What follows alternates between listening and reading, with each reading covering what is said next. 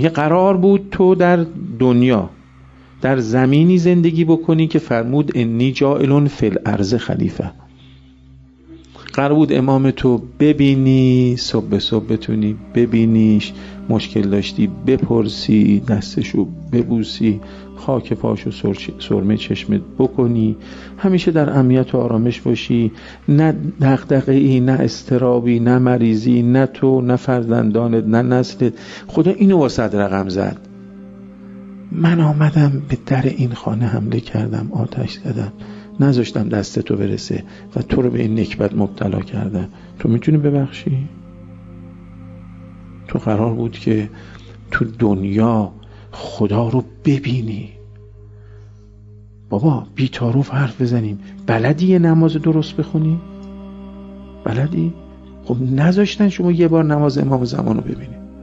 کو امامت یه بار نماز بخونه بهت بگه سلو کما رأیتمونی اصلی؟ ببین عزیز دلم، تو شیعه منی، ببین من چجوری نماز میخونم، همینجوری نماز بخون. بعد نماز بخونی عشق کنی، کیف کنی. ببین نمازو چجوری دوست داری. بهت یاد بده دردمند شدی، مضطرب شدی، افسرده شدی، کم آوردی، بهت یاد بده چیکار کنی.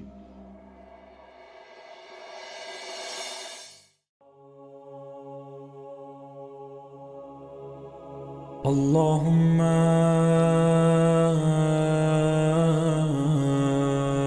كل ولي الحجة ابن الحسن صلواتك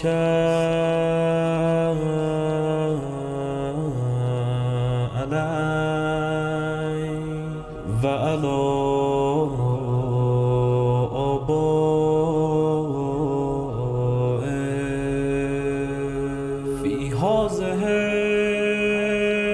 الساعة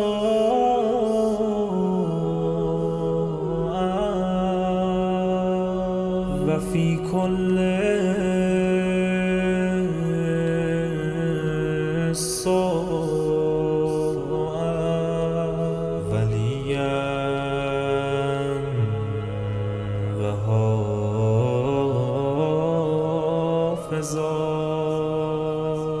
وقائدا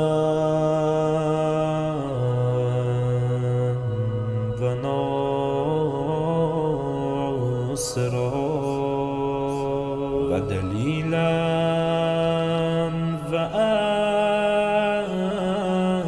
وعينا حتى تسكنه أرضك توعا وتمتعه فيها طويلا.